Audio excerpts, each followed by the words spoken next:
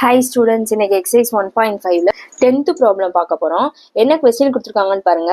In electrical circuit theory, a circuit C of t is called a linear circuit.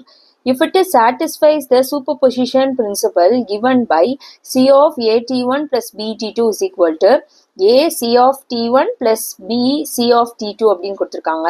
ஒன்றும் இல்லை, ஒரு super position principal ஒன்று கொடுத்துருக்காங்க.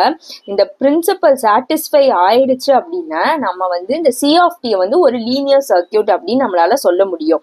Okay, இதுல இருக்க இந்த சூப்பர் பொசிஷன் பிரின்சிபல்ல இருக்க அந்த ஏவையும் பிஐ என்னன்னு சொல்லிட்டாங்கன்னா கான்ஸ்டன்ட்னு சொல்லிட்டாங்க. Show that the circuit C of T is equal to 3t is linear அப்படின்னு நம்மளை வந்து ப்ரூவ் பண்ண சொல்லியிருக்காங்க. அதாவது இங்க ஒரு ஃபங்க்ஷன் கொடுத்துருக்காங்களா, C of T is equal to 3t. இந்த ஃபங்க்ஷன் வந்து ஒரு லீனியர் ஃபங்க்ஷன் நம்மளை வந்து ப்ரூவ் பண்ண சொல்லியிருக்காங்க. சொல்யூஷன் பார்க்கலாம். கொஸ்டின் தான் பார்க்கறதுக்கு இப்படி இருக்கும், ஆனால் சொல்யூஷன் ரொம்ப ரொம்ப சிம்பிள். நீங்கள் பாருங்க, என்ன கிவன் அங்கே கொடுத்துருக்காங்க, நம்மளை என்ன ப்ரூவ் பண்ண சொல்லியிருக்காங்க, C of T is equal to 3t அப்படின்னு சொல்லி கொடுத்துருக்காங்க. இப்போ ஒன்றும் இல்லை, இந்த டீக்கு பதிலாக நான் என்ன சப்ஸ்டியூட் பண்ண போறேன்னா T1ன்னு சப்ஸ்டியூட் பண்ண போறேன். T1 இஸ் ஈக்குவல் டு, அதே மாதிரி இங்கே 3, இங்கே T1ன்னு மாற்றிடலாம். அடுத்து இந்த டீக்கு பதிலாக என்ன போடலாம் அப்படின்னா T2 சப்ஸ்டியூட் பண்ண போறேன். அப்ப T2 இஸ் ஈக்குவல் டு 3, இங்க டீக்கு பதிலாக என்னவா மாறிடும், T2 அப்படின்னு சொல்லிட்டு மாறிடும். ஓகே, இப்ப பாருங்க, இங்க இந்த C of T is equal to 3t அப்படின்னு சொல்லிட்டு இருக்கா. அப்ப இங்க பாருங்க, இதை பார்க்கும்போது எப்படி இருக்கு, C ஆஃப் T மாதிரி இருக்குதா. ஸோ இந்த LHS எடுத்து முதல்ல நம்ம எழுதிக்கலாம். C of AT1 plus BT2 அப்படின்னு இருக்கு. ஓகே, அதாவது இந்த இருக்க இந்த டீக்கு பதிலாக நான் என்ன சப்ஸ்டியூட் பண்ணிட்டேன், அப்படியே இதை எடுத்து இங்கே சப்ஸ்டியூட் பண்ணிட்டேன். சி ஆஃப் டி மாதிரி இருக்குல்ல, இதை பார்க்கும்போது சீக்வல் டு இந்த 3 அப்படியே வச்சுக்கலாம். அகெயின் இந்த டீக்கு பதிலாக இந்த டேர்மா அப்படியே கொண்டு வந்து இங்கே சப்ஸ்டியூட் பண்ணிடலாம். AT1 plus BT2ன்னு.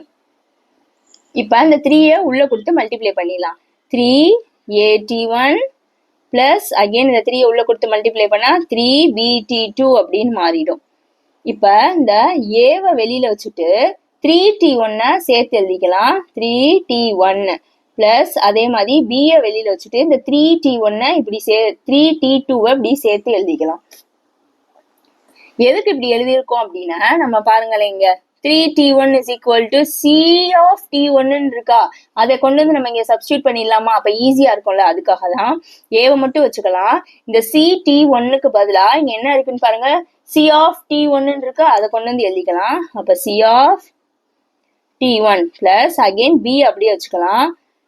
இந்த 3t2க்கு பதிலா நம்மளுக்கு என்ன தெரியும், C of t2ன்னு தெரியுமா, அப்ப அதை கொண்டு வந்து அப்படியே இங்க எழுதிடலாம்.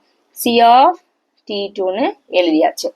இப்ப பாருங்க, நம்ம லெஃப்ட் ஹேண்ட் சைடு எடுத்தோம், நம்மளுக்கு என்ன கிடைச்சிருக்குன்னு பாருங்க, ரைட் ஹேண்ட் சைடு கிடைச்சிருச்சா, A of CT1 plus B of CT2ன்னு கிடைச்சிருச்சா நம்மளுக்கு. அவ்வளவுதான் இந்த ப்ராப்ளம், ரொம்ப சிம்பிள்.